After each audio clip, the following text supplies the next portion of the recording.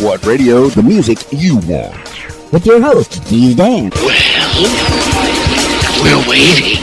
RadioWhat.com. What's up, party people? It's Keys Dan with RadioWhat.com, DJLittleRock.com, coming to you live in a living color from the Radio What studios. And this is my podcast, What Makes You Famous? It's an extension of the RadioWhat.com internet radio station that I've been running for quite some time. And if you need DJ services, what do I say? Head over to DJLittleRock.com and you can have me at your event. Yeah, it's a possibility. You can check availability. You can get a free price quote there, and then we'll chit chat and you can tell me all about your event. I would be happy to be there. Today on the program, we have S C Braudrick. She's an author. She's a very nice, she's a good follow on Instagram. She's got a lot of different memes and a lot of thoughts on her Instagram. So I encourage you to follow her there. First of all, that's pretty much all I know about her. And she's, she's a poet and she's written some like fantasy type books. So that's where I'm at with S C Braudrick. So let's find out more. Let's do it. My shows this week, I guess I should tell you about those, is Thursday. I'll be at the Old Post Barbecue for the video dance party and karaoke jam. That's in Russellville, Arkansas. That's on Thursday, this Thursday. That's from 6 to 9. Family-friendly show. Come out, sing some songs, have some good barbecue, drink some drinky drinks. And then Friday night, I'm at the Rab in Conway, Arkansas. That's a full bar, and that's not family friendly. So you can come out and have some drinks, have some food. There's a pool tournament going on, and on my side of the bar, there is karaoke and dancing. So we'll have some fun on Friday night at the Rab, and then Saturday, I think I'm at the Coho. Let's see, there's a benefit for the Coho, which is the Conway homeless shelter, and I'm going to be doing something for them. I think I did a carnival themed thing last year for them, and they asked me if I would do it again this year. So yes, of course I will. Happy to do it. Coho party, and that's on Saturday from 10 till 3, I think it is. So that should be fun. All right, then. S C Braudrick is on the program today. So without further ado, let's get into it. Calling S C Braudrick now.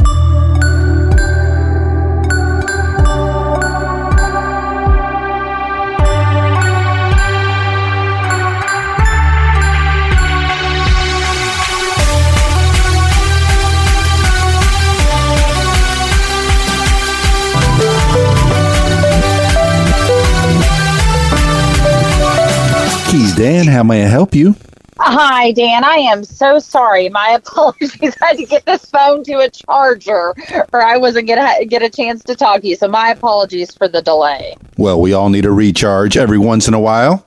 Well, I am so sorry. Oh, no need to be sorry. You're on. What makes you famous?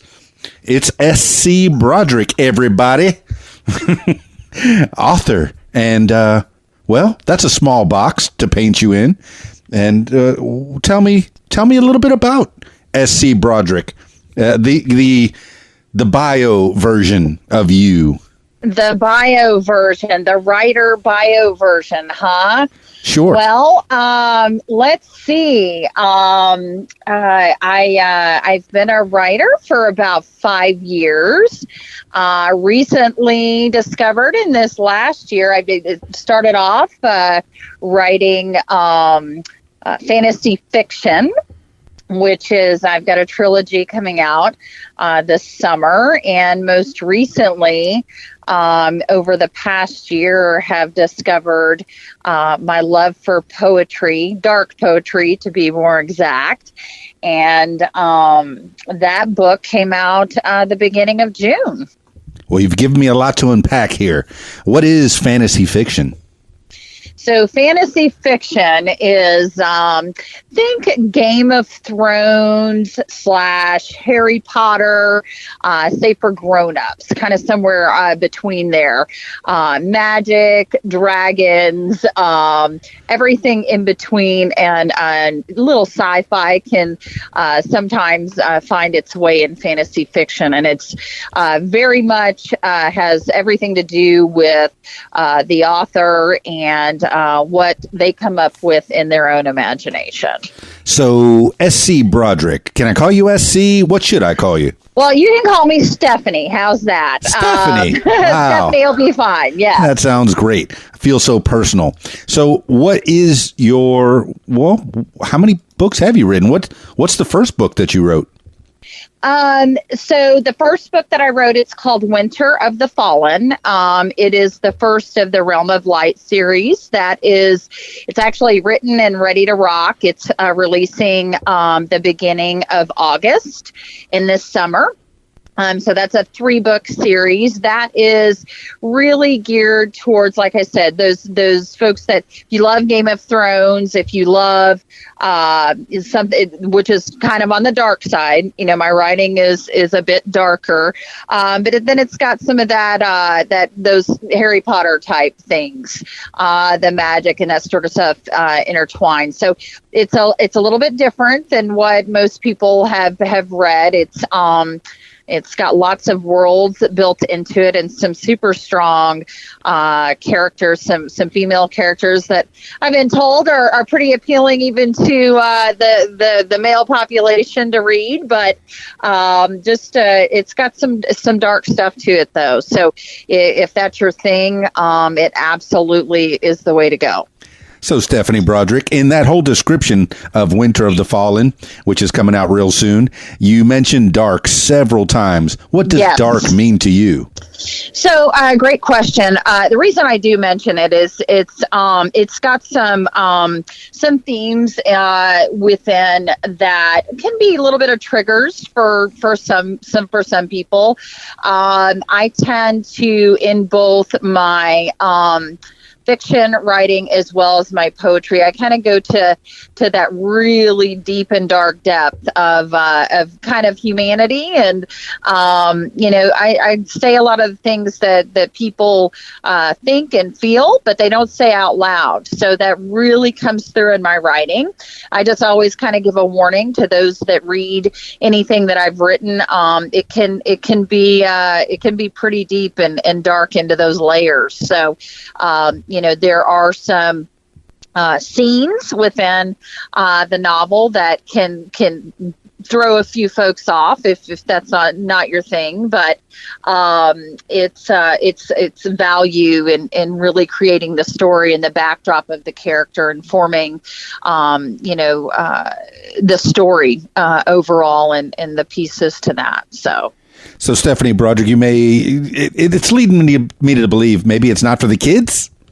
No, definitely not for kids. This is definitely adult fantasy fiction. I mean, you could do young adult, no doubt, but it's definitely, I wouldn't recommend, handing it to a 13-year-old. I would say definitely your older teenagers and up, young adults, really within that genre. Well, take me through some of the specifics of the darkness, since we've already mentioned that it's not for kids. So maybe if there's any kids that are listening right now, they can turn it off and head for another podcast. But the good news is we're not talking about anything that is of the sexual nature. It is really more has to do with some scenes that involve the bad guy, and when you involved a character that really sits on that level of what we would consider evil and diabolical, their tendencies towards their actions can be pretty alarming. So there is some some physicality to how they interact with some of the characters, which can be a little scary, which is why I don't recommend that kids really read this. But it's built. It really builds within the plot of the story, and builds the dislike for the bad guy in the book. And so it's tough. A younger person can read through it, but I would just highly recommend that, an adult be, on hand to explain any of the themes that are in there. I wouldn't say there's anything so over the top that a parent might be overly disturbed by, but it is definitely more adult themed. All right, Stephanie Braudrick, author and other things. Winter of the Fallen. Can you give me a quick synopsis of what this book is about? Sure. So it has to do with the journey of a young woman in her 20s, discovering the root of her natural beginnings. This book is about magic. It is about sacrifice, love, and very heavy family themes. So it has very much to do with her journey to find out who she is, having been a young person, not knowing where she came from. And it's a pretty vivid, magical journey. Paints lots of great mind candy for you to envision.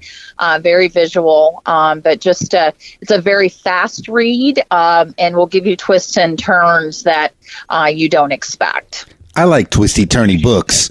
All right, now that we've talked about Winter of the Fallen, let's talk a little bit more about the Braudrick, the S C Braudrick, the Stephanie that we're talking to right now on the What Makes You Famous podcast. Where are you from? How did you begin? I am originally from Dallas, Texas, but more recently, in the last 10 years, I am what I guess I would consider myself a Floridian now. So I live in Florida and enjoying the all-year sunshine now. So from Texas to Florida has been my journey. Not a big jump. I'm from Miami, FLA myself. There you go. Born and raised. I just moved to Conway, Arkansas in 2009, but until then, I was a South Florida boy. And I think I spent 1 year in Orlando. What part of Florida are you in? I am actually in Orlando, funny enough. Hey, wicked cool. I kept going to Disney World every year when I lived in Miami and parts of South Florida. I did the Disney World trip at least once a year. Probably twice, maybe 3 times. I lived in Orlando for a year. I went once. Well, that's about the story for everyone in Orlando. So I totally get that. Okay, so you're from Texas. I guess you got schooled in Texas? Yes. So grew up there, spent majority of my adult life in Texas, and started my career off there, which started off in information technology. And my real job is I work in the senior living industry with seniors that are challenged with their health as well as Alzheimer's. So those vulnerable populations are really where I gravitate to. Now, you do IT for the seniors, or you take care of the seniors, some kind of nursing capacity? No. IT is where I started off my career. I actually work, funny enough, I work with salespeople all day long who help families get the right placement for their loved ones. So it's not a terribly flashy job, but it is one of those roles in life where you get meaning, and I get the distinct pleasure of meeting some really amazing human beings that have lived incredibly long lives with great stories. And funny enough, I weave a lot of their life experiences into my writing each and every day. Stephanie Braudrick, that's where you get all the insight. You get it from the old folks, the seniors. Absolutely. Once you get to a certain age, you become a teacher. And that's why I started this podcast, so I can learn about people, learn from people, because I'm old and I don't know a lot. I feel like I know nothing, which is what Socrates taught me. Through Bill and Ted, really, when he was called Socrates. But that's a whole nother story. Knowing that you know nothing. And I've lived my life that way. And I find myself in movies and books, for that matter. And books that could be made into movies, like a trilogy. Wink, wink, putting that nudge into somebody. I mean, these books. I feel a biography coming on. I feel it. I mean, these books aren't even completely written or realized. And yes, they could be made into a movie. I see it. Fantastic. Yes, a fantasy movie. A fantastic movie. That is correct. All right, S C Braudrick, living in Orlando now and kicking it with the seniors and making sure that they're placed in the right spot. That's a nice job that pulls on your heartstrings. I used to do karaoke with some seniors on Thursdays, and yeah, it was always fun having some songs. I played the songs of the 50s and 60s, which is where Very the seniors. Nice. Yeah, those are where the seniors are about now. The ones that grew up in that time. Very nice. Yeah, I like that. So we're painting a little picture of Stephanie S C Braudrick. Let's go with your literary sounding initials. Why S C Braudrick? Is it because just tell me why. No, it's just I really, believe it or not, I did. A lot of people make up names. I didn't. That's actually my initials, Stephanie C. Braudrick, and didn't get overly fancy with it. It felt better to write that than my very long first name. It was really not something that was overly well thought out. It just seemed to work well and roll off the tongue a little bit better. So no big secret behind it. No fancy pen name behind me. I'm just a simple lady with simple thoughts about that. Well, S C Braudrick, that is a great pen name. It has just the right amount of syllables. Thanks. Yes. I appreciate it. Of course, it's all about syllables, right? I suppose it is. So, you said it's a quick read. Does that mean people that aren't very smart like myself can get through it pretty easily? Well, what you're asking, if it's written in a really high vocabulary format, no, it is. I will tell you this: it is written for the average reader. For me, when I read, I'm an avid reader. I read probably 5 to 6 books a week. I like reads that capture my imagination and keep me engaged and keep me guessing. I don't like to read books that I can guess the plot and know what's happening. And that's how I write. I write in a way that is going to keep your eyes glued to the pages. And when you're done and walk away, you're going to want more.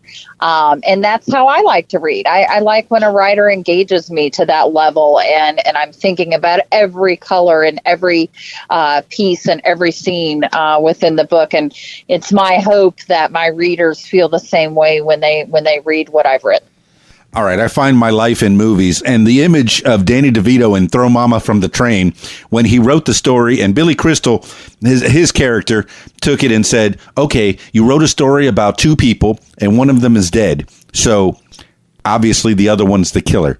Yes, this will be a very simple book that I would probably be able to write. Right? I don't know if I can build worlds like you, S C Braudrick, Stephanie. It's definitely a big thing to I certainly didn't realize how involved building multiple worlds was when I decided that would be a great idea, but it's been a lot of fun, and hopefully it builds a place where people can escape, the everyday, and can escape, the mundane part of their lives every day, and go to a place that's different, and go to a place that really tantalizes their thoughts and challenges how they see things. And that's always the goal in writing. Now, Stephanie Braudrick, you said you started your professional career in writing only 5 years ago, and really that's not a long time. But you've loved books for quite a bit longer, I'm guessing. Yes. Were you a good kid in school? What was your favorite subject in grade school and high school? Well, funny enough, I was not a good kid in school. Okay. Not at all. The truth be told, I did not discover reading until about 10 years ago. And it was just by chance. I was always a good student, but I would not say I was a studious kid. Growing up in school, funny enough, English was, my favorite subject. And I did have some bright spots of where I had, instructors see writing as a true talent that I had. But, growing up, it wasn't a place where I had a love for it. I had not discovered it yet. And I discovered writing as a passion for me very much by accident. It wasn't something that I sat down and decided to do just one day. I just sat down with a notebook and started writing Winter of the Fallen. And it just poured out and poured out and poured out. But it wasn't something that I didn't decide one day to write a book. The book just started being written, and thought, hey, I love this, and fell in love with it that very day. So how long ago was that you started on Winter of the Fallen? You pulled out that notebook? Probably about 5 years ago. I've all 3 books are completed and finished, obviously, but no, it wasn't obvious to me. I thought it was only the first book. Well, I'm here to tell you they're done. No, it took me about a year to write my first book. Just because I was really fumbling through and not really sure where I was going with it. But once I caught the fever for writing, it really, it just consumed me. And I've really fallen in love with it. And I hope that I'm able to write for the rest of my days. So, Stephanie S C Braudrick, you say you pulled out a notebook. Is that what you do when you write your stories? Do you go longhand? Yes. Or do you use a computer? I'm going to tell you a secret about me. So, I do not write on a computer. I write in notebooks, and I also have a thing. I will only write with a fountain pen. I cannot write with a standard pen. I write with a fountain pen. And for some reason, it has just always been that way. And I get very stifled when I'm using anything else. But a notebook and a fountain pen, those are my tools. And I can write anywhere. I have a love for sitting down in cafes and, different places. Sometimes it's a park, sometimes it's a library, sometimes it's, at a bar in a really cool place, which I was this evening. And I find inspiration in many different places, but I've always got those 2 tools with me wherever I go, and find inspiration in writing. Yes, I'm a big stalker on your Instagram. Hershey's Barbecue was where you were today. Yes. That was quite the place. Okay, what took you to North Carolina? Business, senior living business. So I'm up here helping some seniors and some folks that assist and support them. So I'm here for the week. So if anyone's in Northeast North Carolina, give me a shout on Instagram and I'll take you out for some cocktails. How about that? Now, do you get to travel quite a bit with your job? I do. Mostly around Florida these days. So I'm all over Florida, and usually try to let folks know where I am, and occasionally get to meet like-minded people when I'm out and about, and of course, always meeting interesting new people whenever I can.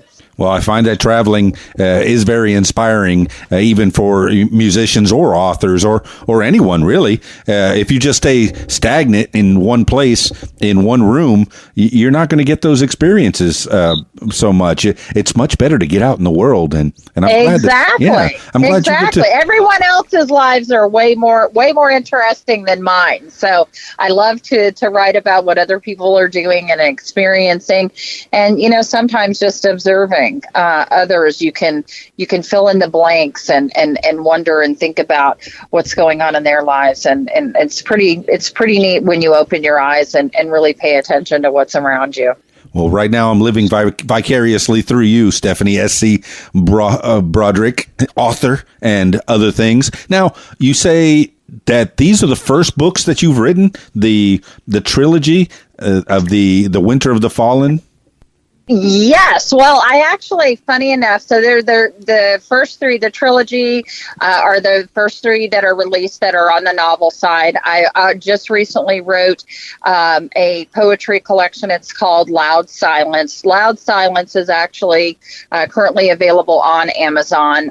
That is a really cool kind of layer of my writing. So that one is actually out and available for anyone who's wanting to pick up something to really kind of delve into how I write. But I do have several other works in progress currently. So my plans are to release the first trilogy of the fantasy fiction novel this summer. Like I said, the first volume of poetry is already out. So in 2020, there'll be a second set of the second trilogy that's coming out as well. And the second volume to Loud Silence will be out as well. This is the part of the podcast where Keys Dan reaches for the low-hanging fruit in 3, 2, 1. Stephanie S C Braudrick, I didn't know you were a poet, and I didn't know it. Well, there you go. Now you do. Now I do. So Loud Silence is the poetry collection. Now I'm going to put all these links on the show notes so that way people know where to find all your books. And what got you into poetry? I hate to even say it, but it's kind of like I got into writing. It was just one of those things. I sat down and just started penning something. It actually, I was in a beach bar. Funny enough, and the first piece of poetry I wrote was on the back of a coaster, having Mai Tais at a bar. And it's the truth. And funny enough, poetry comes to me very naturally. And it's a different type of writing than writing novels. It's something to me that is more personal than writing fiction. But it's nonetheless, I have the equal amounts of love for it as well. Well, I might be putting you on the spot, Stephanie S C Braudrick, but can you recite one of your poems? Maybe the first one, or maybe one that you love?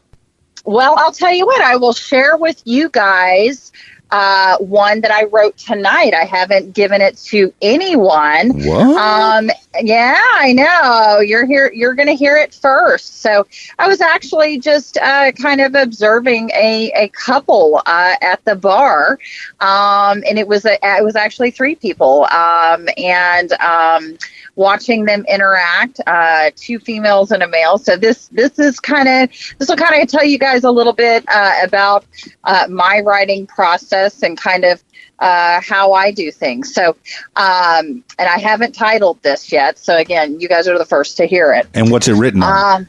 So here we go. You look away to seek her eyes, look past my eyes on you, played to join her false embrace, imposter of the truth, felt beyond her touch on you, a beat that moves in time, your lips brush across her breath, the touch that should be mine. So there you go. That sent You little have chills now up my heard it. spine. Well, Ooh. thank you. And it wasn't all that dark at all, but it was very telling. Occasionally that would be one of the nicer ones. The darker ones are a little tougher, for folks to listen to, especially if it's not your thing. But I've got some that it can also be read on my Instagram page, as I'm sure you've seen up in my highlights. There are many different examples of some of the pieces that are in my book, and they range from deep dark heartbreak to self-discovery and everything in between. So if you are a passionate person and really like to delve into those subjects, it might be something you want to check out. That's pretty neat that you found inspiration in a couple at the bar. That's wonderful. Now, are most of your poems very short, or are there longer ones? Yeah, some of them are short, some of them are longer.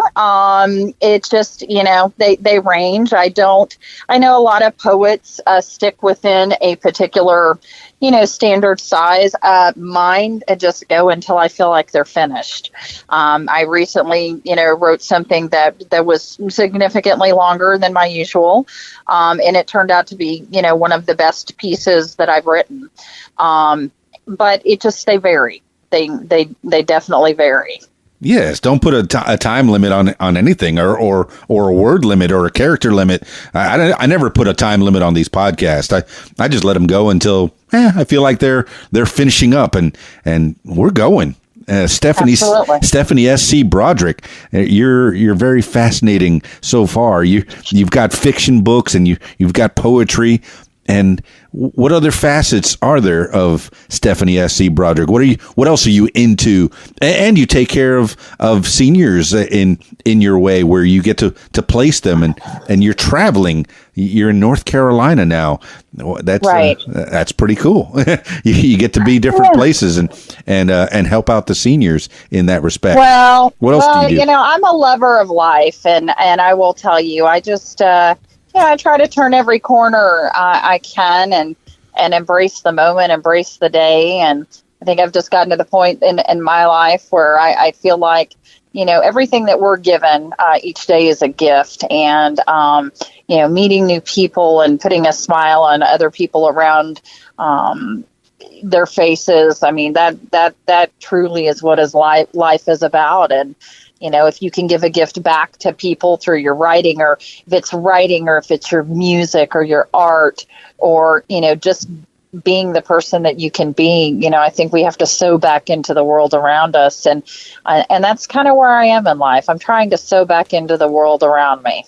Yeah, I see a lot of kids and adults, for that matter, that just stare into their phones and search the internet and social media for value and meaning. And I find that interaction between one-on-one or even one-on-two, or just a group of friends going out to dinner, it's so much more appealing to me. I like talking to people and learning about people. And yeah, absolutely. I guess that's the selfish reason for starting this podcast, is to learn about, well, tonight, Stephanie S C Braudrick, who's writing fiction books and poetry, and just so.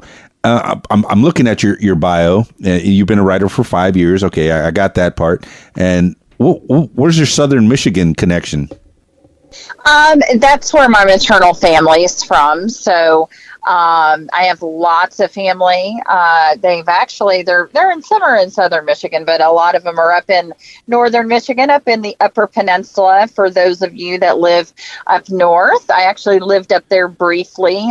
Probably one of the most beautiful parts of the country I've ever been to. But I have lots of family that are up there, and so I've had that experience, something that I'm very grateful for, having been up there. Well, even when I lived in the Florida Keys, people from Michigan would come down, and I found that they were the nicest people. I don't know what it is, the upbringing, the cold weather that makes you huddle together and just be nice to each other? They're too cold to be mean. Too cold to be mean. Are you kidding me? Yeah, and the people that I've had on this podcast from Michigan, and I'm sure they're listening right now because they've become avid fans and listeners. So I'm happy to know them, and yeah, they really are. They're great people. I'll tell you. I mean, they're salt of the earth people, and all kidding aside, they really are. They're great people, hardworking people up there. Well, now you're in Orlando, which is a tourist town. Are you in the very touristy part of Orlando, or are you in one of the outskirts? Oh, very. Well, I'm far enough out to where it's not miserable, but I can see the Disney fireworks from my backyard, so that's still pretty close. But Orlando's been very good to me, and it's been a great place in Florida to live. As you know, it's right in the middle of Florida, so I can get anywhere I want in very short order. So, I'm loving Florida overall. Orlando's been a good place, though. I remember, being in South Florida and the Florida Keys. It was. I had to learn hello and goodbye in several different languages and make sure that I can chat with people and learn from them. And I got to learn a few different languages and maybe a few other things. And I don't know why. Most of the time, you learn the curse words first, and I don't like that. But you do. I was just about to say that, but you teach yourself up for that. Absolutely. That's what they always teach you that first. But I remember Orlando, and I liked Orlando. I worked on Church Street in one of the clubs as a DJ, and I worked at JRR for a little bit. WJRR. Was it? No, well, yeah, 99 Jams. It's sticky. There's jam on it. So Orlando was kind of fun. I like that. It seemed like they jammed 20 pounds of whatever in a 10-pound bag. Is it still cluttered in it? Oh gosh, yes. It's way worse. Way worse each and every week. Yes. Yes, it's busting at the seams. That's good. Well, it's a great town, but a lot of people think that everywhere in Florida is 20 minutes away from the beach. You're an hour away from the beach. Yes. You don't get to, and I remember it was hot in the summer and cool, like so cold in the winter. And like I said, I only spent a year there, but that was my experience in that 1 year. I spent a lot of time in the pool during the summertime. Yep, spot on. Absolutely. So that's the travel portion of the podcast. So if you're traveling to Orlando right now, pack some shorts. Shorts and sunscreen, absolutely. Oh, okay. Well, there's something. Do you use a lot of sunscreen? You protect your skin? Well, yeah, I have to. Oh, okay. Why so? I highly recommend that if you're coming to Florida, pack sunscreen. Okay. You will thank me. Well, I remember I used to have a friend that would wear sunscreen SPF 50, and I think a flannel shirt's about 23. So I think it was overkill, maybe a little. Yeah, overkill. Maybe just a little bit, along with the heat stroke. So very good. So you're in North Carolina for business. Did they have you put up at a hotel or? Yes. So. Just through Saturday, so not too bad. Pretty quick in and out trip, and then I'm back to Florida for the long haul over the next few months. So I'll be traveling around Florida throughout the next 6 weeks or so, starting next week. Got you driving or flying? Flying. What's your preference? As far as airlines? No, what's your preference as far as driving or flying? If I'm in Florida, I prefer to drive. I like the windshield time. I'm a big fan of music. So, you get that peaceful time. I've spent so many years flying. If I can avoid it, I do so. Well, flying is very fantastic. If you have wings, I guess. Do any of your characters have wings? I do have a few characters that have wings. What? As a matter of fact, that was just a guess. I haven't had the pleasure of reading any of your. I actually books. Do. They have some wicked magical powers to go along with it. So yeah. Well, that's wicked cool. And I think that's something they say in the North, isn't it? Yeah, it is. I think I picked that up from someone. Where did I pick that up? Well, probably Fargo. Wicked. No, some place in a Boston movie, some kind of Matt Damon, Ben Affleck movie. I think, isn't that not a Boston slang term, wicked. It's wicked cool. I know. I'm not even sure I sound correct saying wicked, but it sounds right. Well, a lot of people in Arkansas say I have an accent, like a Florida accent, and I don't know. I don't see it because I don't talk like this. Yes, with a drawl. But not everybody in Arkansas talks like that. But some of them do. Sure? Some of them do, and it's very endearing. I appreciate it. I get to DJ a lot of weddings, and I like it when the Southern Belle is that was part of the reason that he fell in love with her, was her Southern drawl. Very nice. Or vice versa, his Southern drawl. Maybe he's a cowboy, and there's a lot of those. Now, okay, I'm having a good time talking to you, Stephanie. S C Braudrick. Me too. Just Me shooting too. the breeze, and that's a lot of times on these podcasts, I have no idea where they're going to go, and so you say you like music. What kind of music do you like? Wow. So that's a Pandora's box. So I will tell you, I like a lot of different types of music. I mean, several different types. I most recently, I have had this really, I ran across this band. They're called Kaleo. I know a lot of you guys are like, oh, I've heard them. They're amazing. I haven't. Spell it for me. It's Kaeleo. Let me tell you about these guys. Looking them up. They are the lead singer looks like a Disney character. I mean, but he's got this voice that screams like 1960s funk, like old soul, crazy voice. And the musicians behind him and the writing, these guys are they're phenomenal. I mean, they're old school musicians in these 20-something bodies, and just absolutely amazing. I mean, I don't even know these guys. I want to plug them here, because if you like that old funk, with that bluesy riff up behind the music, these guys are crazy. So that's my favorite music recently. I'm loving these guys.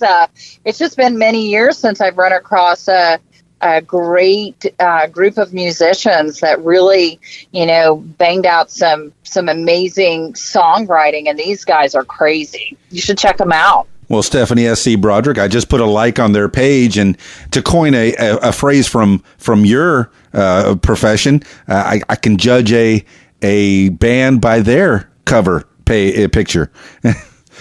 So judge a band by their cover. They look like rock stars. Yeah, they're amazing. Good looking kids. You should hear them. They're amazing. So, what year did you graduate high school? 1991. All right. Early 90s. That's very telling. Rap was just starting to get raw. Yes. Previous to that, rap was lighthearted. I'm the best from the east to the west, and that kind of things. And it started to get a little, music started to get a little grungier, a little dirtier, a little darker, to coin one of your words. And I find that people, whatever music they liked when they graduated is probably the same music that they like now, or very similar types of music. So I would say that might be a little true. I liked the harder. I liked the harder music when I was around that age. I liked the heavier grunge type music. I guess that I tend to like a lot of that as well. But I've got my growing up, a heavy influence of the 60s and 70s, and James Taylor, Bill Withers, all that. That's definitely weaved into my likes as an adult, for sure. So was that mom or dad, Stephanie? Oh, definitely dad. Definitely dad. Okay. Was dad a musician? When he was younger, yeah. Yeah, he was a guitar player, so yeah. Oh, okay. And did he play in a band, or was it something he just did for fun? I think it was just more for fun, but just very talented musically. Just came to him very naturally, and so yeah, spent a lot of time growing up around music. Very cool. Did he play guitar for you?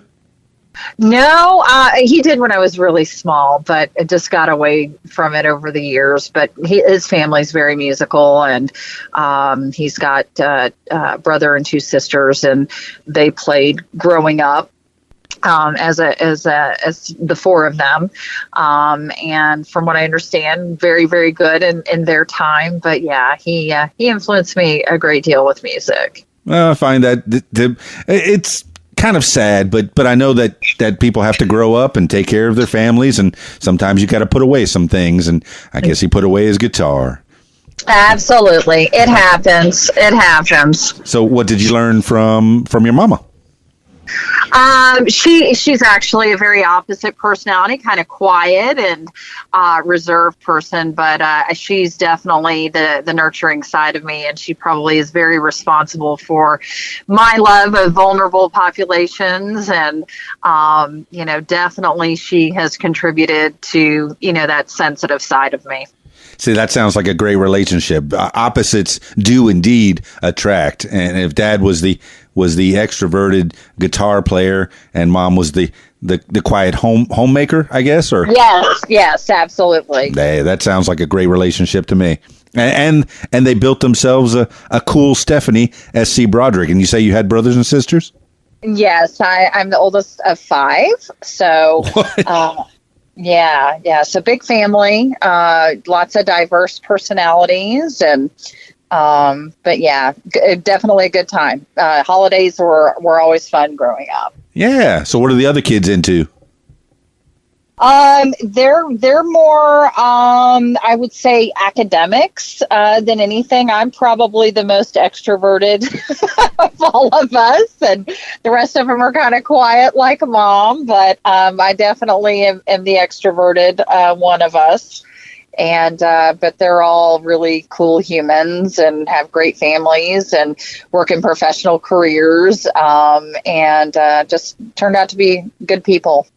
Well, no other writers or musicians or other creative types. I mean, I guess everybody in their own job, in their own respect, creates to some extent. But I guess there's some categories that are called creators. Sure. Any of the other 4 siblings? No, not of my siblings, but we have since in the last few years found out that I have some relatives that are a couple generations back that were all pretty profound writers in their time. Didn't know they existed till recently.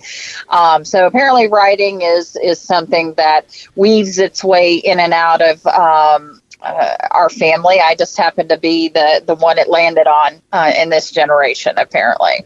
Well, Stephanie S C Braudrick, I know you're probably your own best and worst critic, but have you gotten any feedback from the fam on your books? Yeah, they love it. My poetry scares the hell out of my mother. But where did that come from?